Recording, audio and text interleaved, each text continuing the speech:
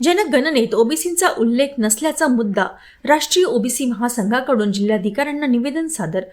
आगामी 1 एप्रिल 2026 पासून होणाऱ्या जनगणनेसाठी तयार करण्यात आलेल्या 33 प्रश्नांच्या यादीत ओबीसी समाजाचा स्वतंत्र उल्लेख नसल्याच्या पार्श्वभूमीवर राष्ट्रीय ओबीसी महासंघाच्या वतीने आज चंद्रपूर येथे जिल्हाधिकाऱ्यांना निवेदन सादर करण्यात आले।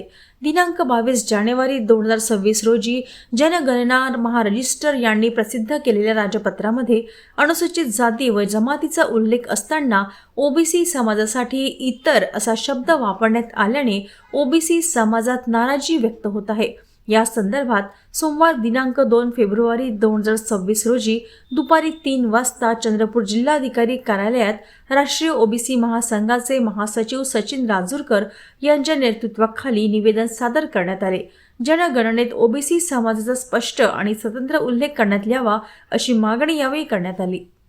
चंद्रपूर जिल्हाधिकारी कार्यालयामध्ये राष्ट्रीय ओबीसी महासंघातर्फे निवेदन दिलं होतं की केंद्र सरकारने 22 जानेवारीला जे भारत सरकारचं राजपत्र काढलं, 33 प्रश्नावली निर्माण केली।